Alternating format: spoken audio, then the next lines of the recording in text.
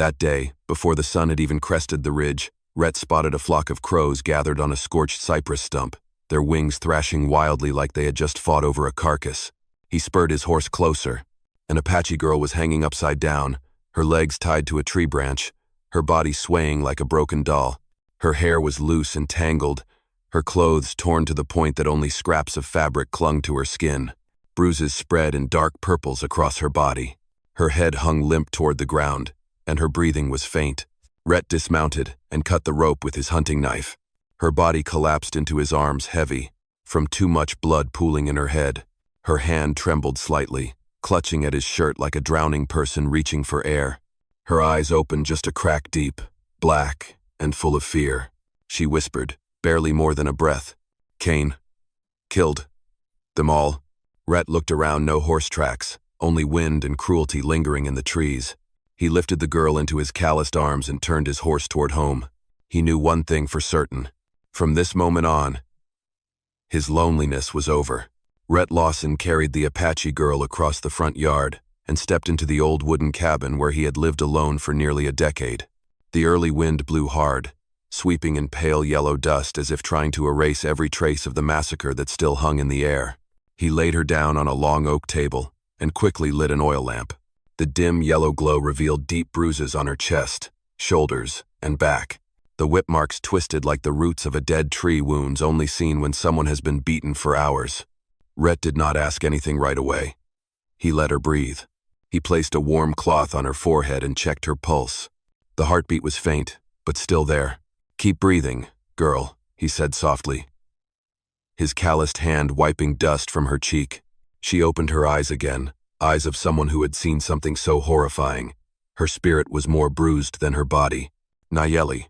Rhett nodded. "I am Rhett Lawson. You are safe here." But she weakly shook her head and whispered, "No, nowhere is safe, if Cain is still alive." Rhett froze. That name was not unfamiliar. Barrett Cain, the cold-blooded land baron who had taken over land in the South, the same man who had killed 2 Mexican men just to send a message to the townsfolk, the man everyone in Cedar Hollow avoided like the plague.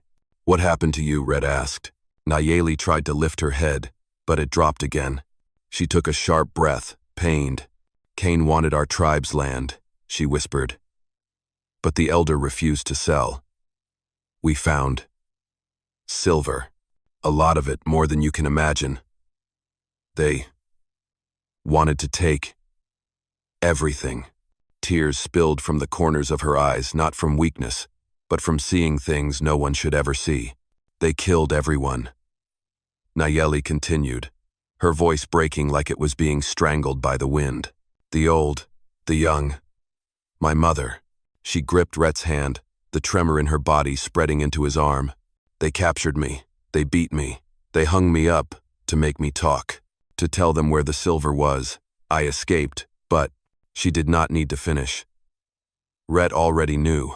She had fled here in pure desperation, collapsing at his fence like a soul clinging to its last sliver of hope.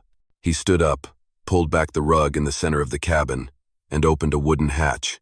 Below was a hidden cellar he had built back in his mining days, a place once used to store dynamite, now turned into a final refuge for a hunted girl.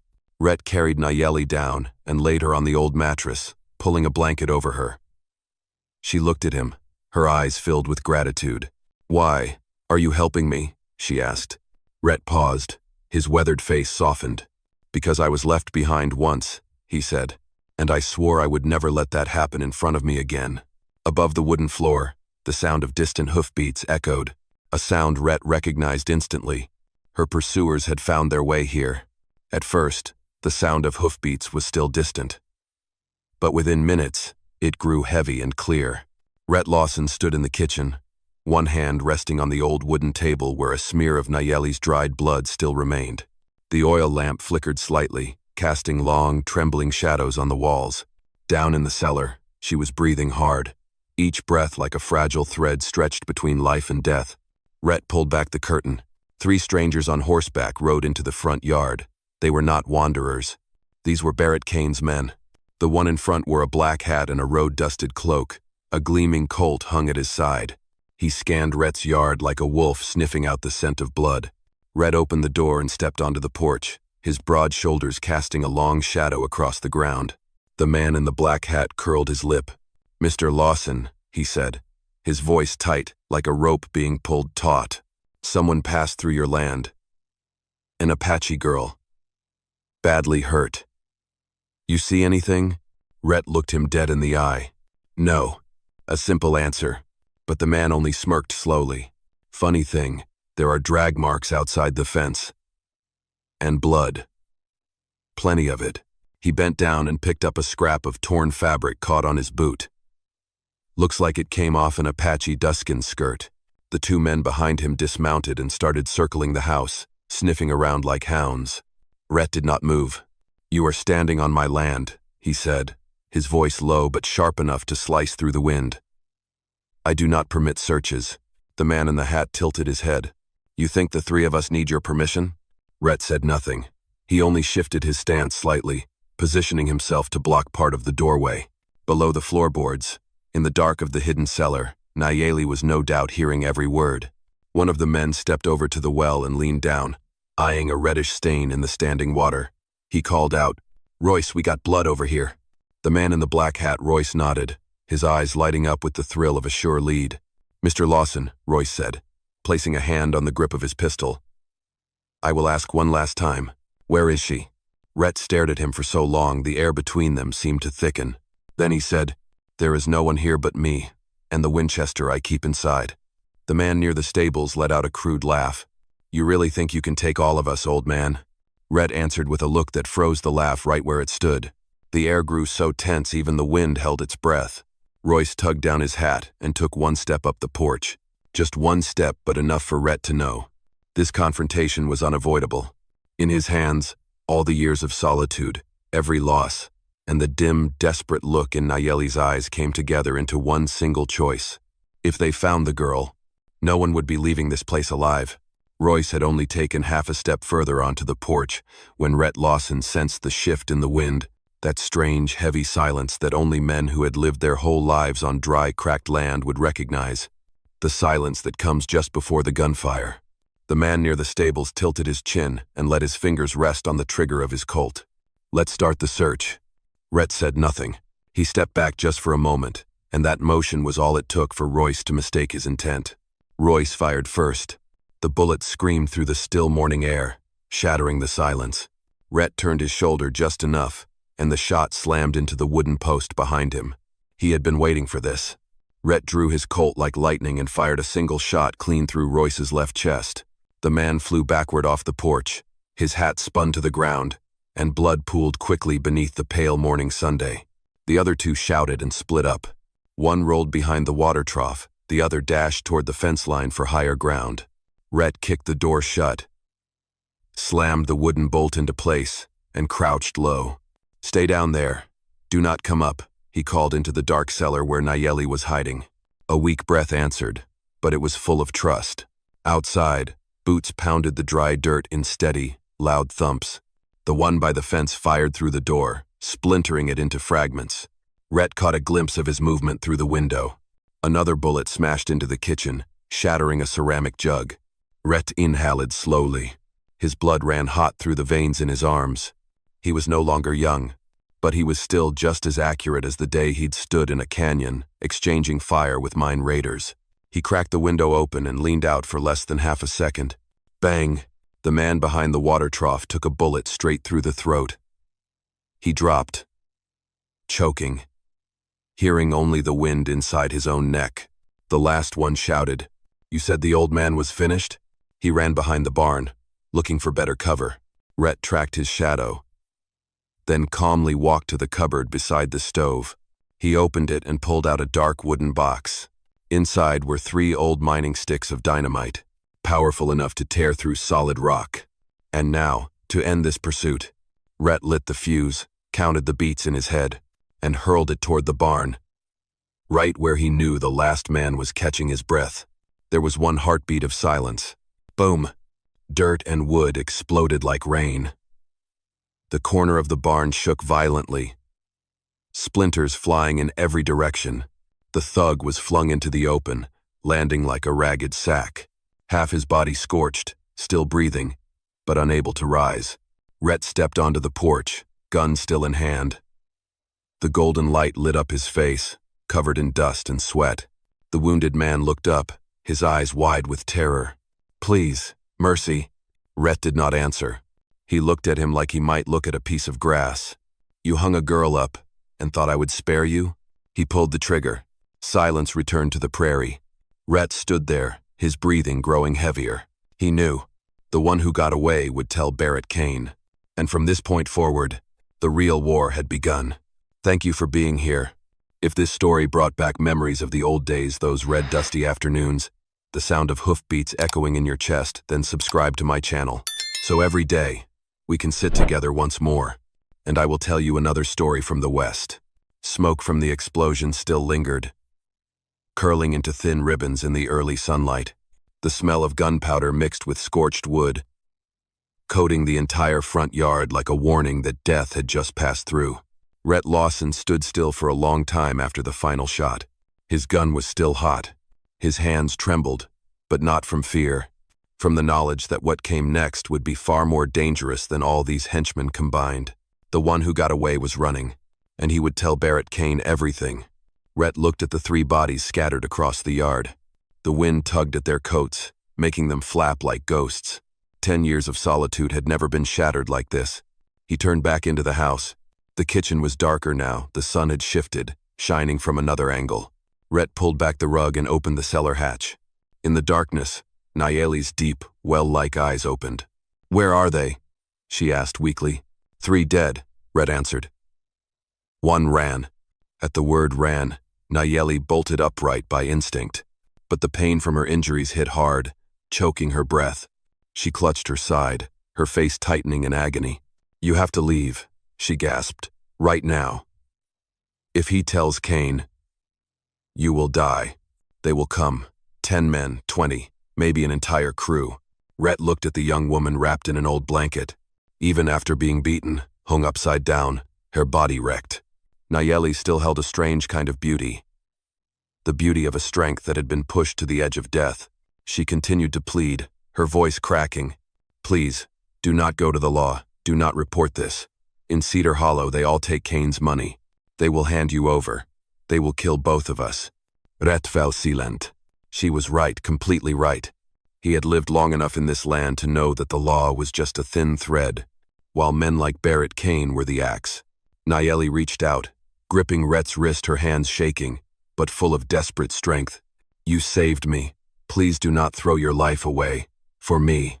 In that moment, Rhett saw in her eyes not just fear for herself, but fear for him, a man she had barely known, but had placed her life in.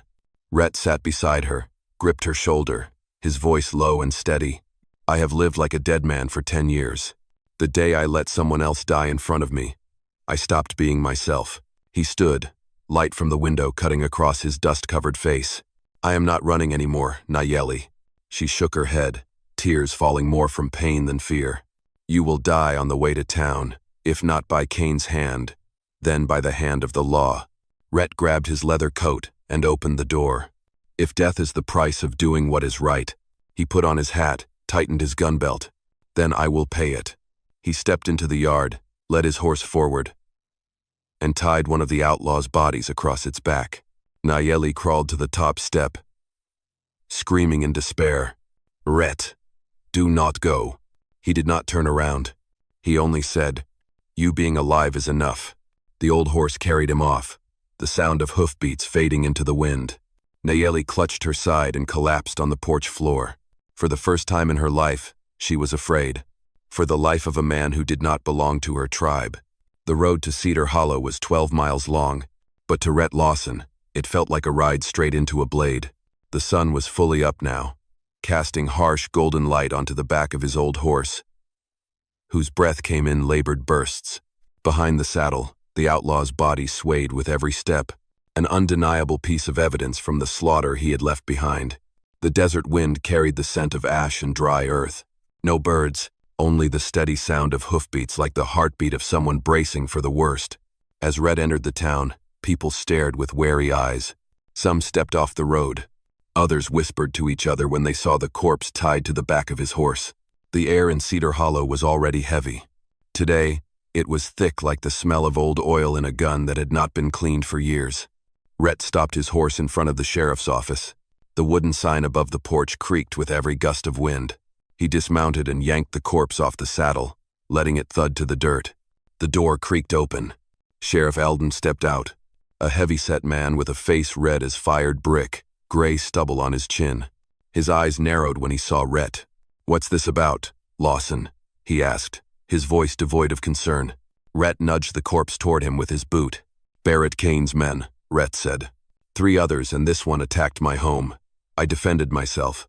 The sheriff stared at the body for a few seconds. He did not bend down. He did not ask a single question. He just crossed his arms. "And why bring this corpse into town?" "To report a crime," Rhett said. "They beat and hung an Apache girl upside down. She survived and is hiding at my place. I'm here to give a statement and demand an investigation." The atmosphere shifted instantly. The small crowd around the office stepped back. A few frowned. Sheriff Alden glanced around, then stepped off the porch, locking eyes with Rhett. "The law in Cedar Hollow does not concern itself with Apache trouble." Rhett clenched his jaw.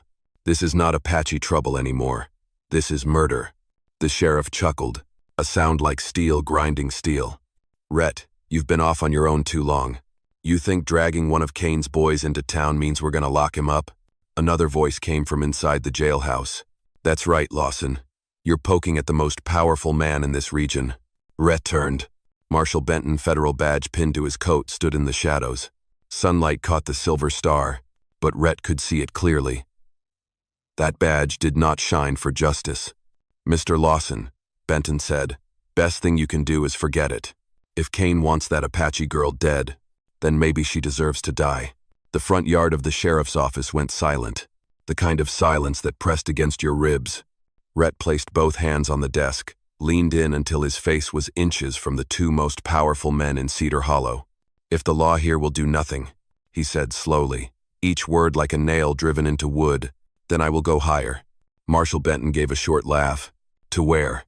Washington? The feds? No one is going to believe a lonely old man, Lawson." Rhett tightened his grip on his gun belt. His voice was low. "They will, when I bring enough proof." Sheriff Alden stepped closer, eyes colder than steel.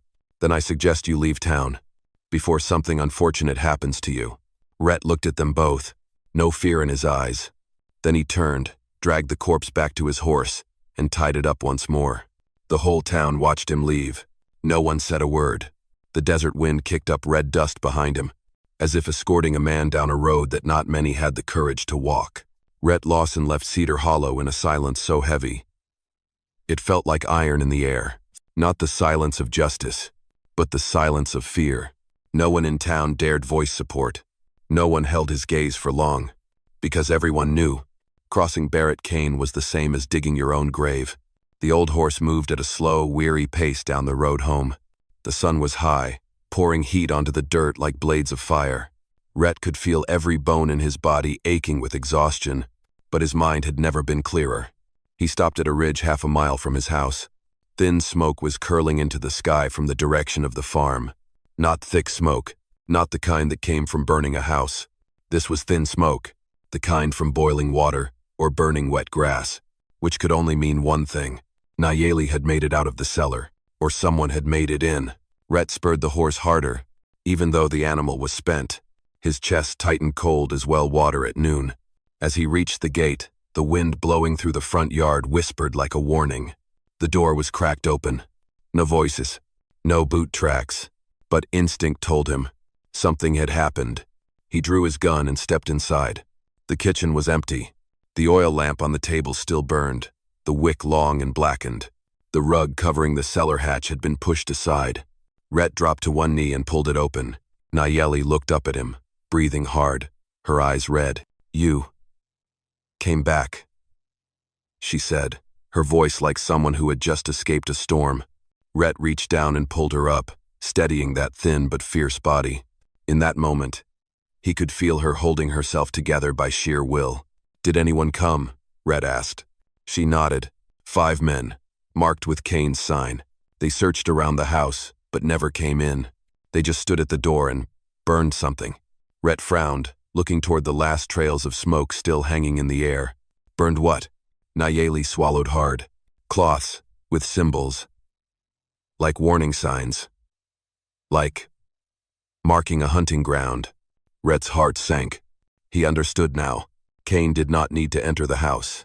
He only needed to mark it, to say one thing. I know you're hiding her. Wait for me. Nayeli trembled with fear, but still stood upright. They'll come back with more men. You should leave me and run. There's still time.